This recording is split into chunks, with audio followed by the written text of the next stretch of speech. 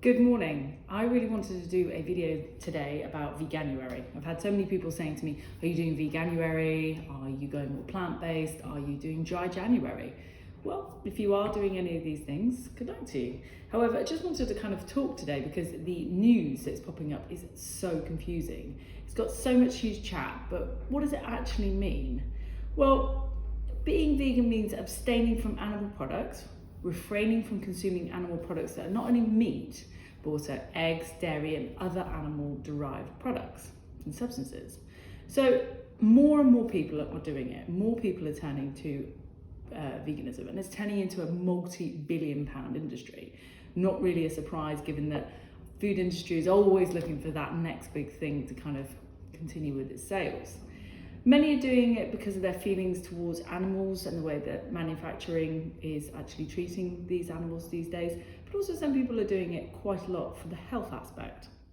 But I am finding that just generally is a lack of understanding about what it means to be vegan. There are a lot of myths and there are a lot of truths out there that people don't necessarily have the information for.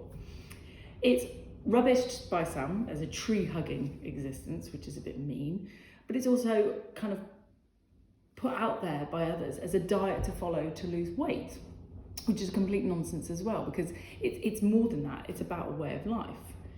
The papers are prolific at the moment about veganism and what it means, to a point where one paper actually has completely opposing views. So same paper, same day. Just wanted to highlight here. Here we have the Observer talking about red meat nutrients are being vital for children, say heart specialists. So the Oxford Farming Conference, which is where this piece actually came from, said that the nutrients in red meat are now vital for children because the genetics that we have bred out of our fruit and veg, because we've gone for one size fits all, means that we now have fewer vitamins and electrolytes in our vegetables than we did, say, 50 years ago. So the argument here by the Oxford Farming Conference is that if you're cutting out red meat, in addition to cutting out better vegetables, then we're all heading for a health disaster. So also, however, in the same paper, Barbara Ellen has given us a good overview of what it means to have been joining the movement, but we should give credit to the people that actually started the movement of veganism, and that actually they're thinking about now giving it credit, and credit where credit's due, to these vegans that actually started it, to actually start protecting it as a philosophical way of life.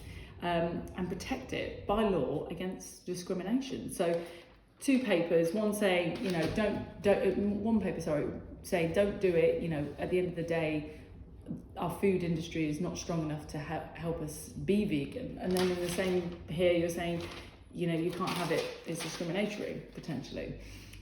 So yeah, just really interesting thoughts. And it got me thinking, these papers, these magazines, they really are starting to try and confuse us. But what if you really wanted to give Veganuary a go? What should you do and what should you know? So I just wanted to talk about some of the common myths that pop up in the vegan space, so that's to say. So myth, I've got these written down. You cannot get fat on a vegan diet. There's a complete myth, okay? Veganism is not a diet to lose weight, as I said at the beginning. It's being followed by someone who's following a vegetarian or omnivore diet. You can just as easily gain weight from all of these diets. So where does being vegan go wrong in this sense? Well, it's a belief that it's better to be eating from nature, of what is eaten portion size, and overall calorie count therefore no longer matters. That's complete rubbish. Calorie count still matters on a vegan diet. You can have increased consumption of non-dairy and protein smoothies, which again, as I said, do have those calories in them. Things like granola, a big staple for a lot of vegans and a lot of vegetarians as well, but highly calorific if used throughout the day, several times. Vegan crisps, deep fried kale is not as nutrient loving or as you would like to think, but there are new alternatives coming out. There was one that I saw the other night, I can't remember, it was maybe Nina's, where they're basically just air drying slices of like beetroot and other vegetables, so it's not being deep fried.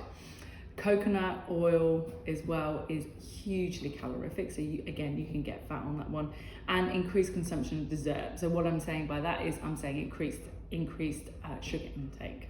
So it's one of the myths. You can get fat on a vegan diet, so it's not a diet to lose weight. Myth or truth? You are not able to get all of your required vitamins, minerals and nourishment for the human body on a vegan diet. Complete myth, and I can tell you for why. Vitamin B12 is needed for our bodily processes. It's needed for metabolism of protein and the formation of blood cells.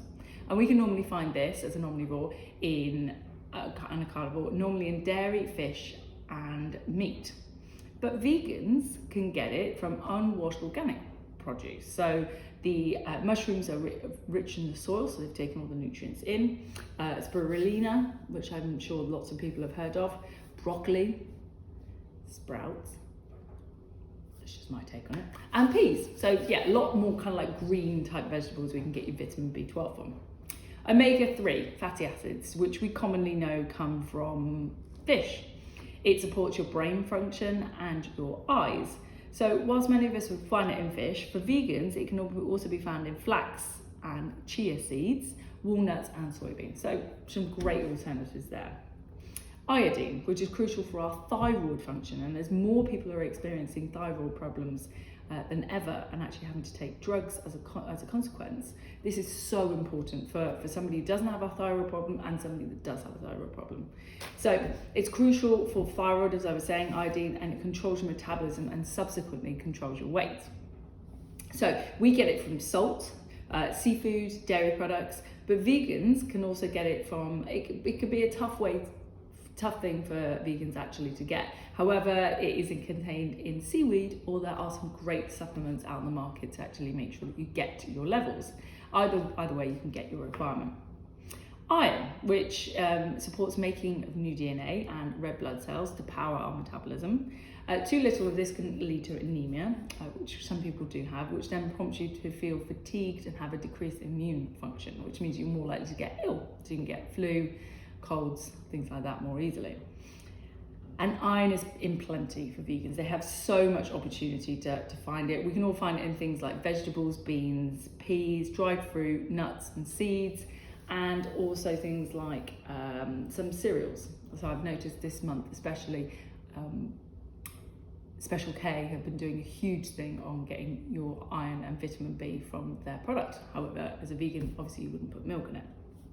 Calcium, which we all know is for our bones and for our teeth, but it's also reported to play a massive function in muscle repair and the health of your heart. So, and whilst many of us will remember our parents saying, and I've written this down, you need to eat your cheese and drink your milk to get big and strong. Obviously, this isn't a great place for vegans to be getting it. So, and it also can result in weight gain. So vegans can also opt for things like kale, pak choi, broccoli, chickpeas, tofu, plant milks and juices. So again, a huge variety there as well.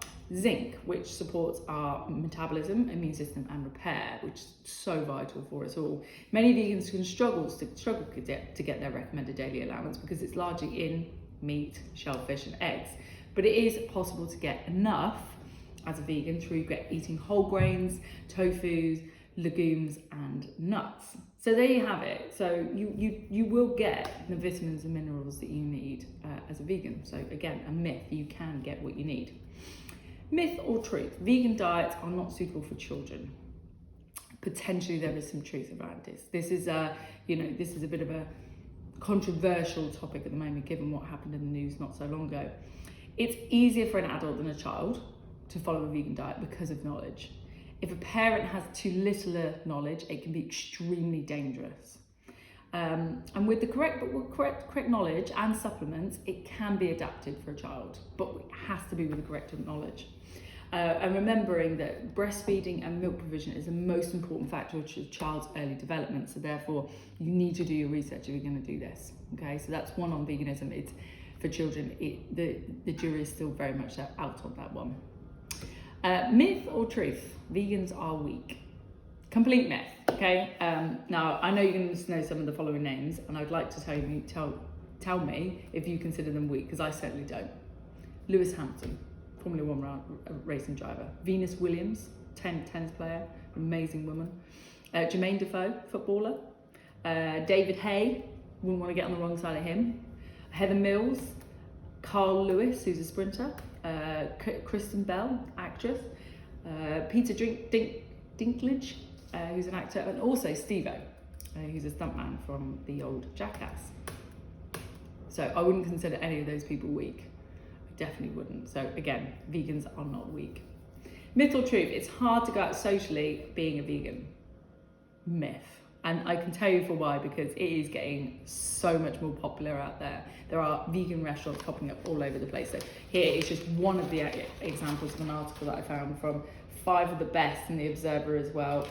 5 amazing vegan restaurants within the city centre. I mean, that has popped up, and that is getting more prolific. So many establishments are popping up, as I just said, with that article in the Observer. And Asda, for those nights in, has also just launched its own completely vegan range. Completely, the jury is still out on whether or not this is any good, because it was only launched a little while ago, but remains to be seen. Also, I wanted to show you, was that on the back of the same? Yep, on the back of the same one here that I was just about to show you.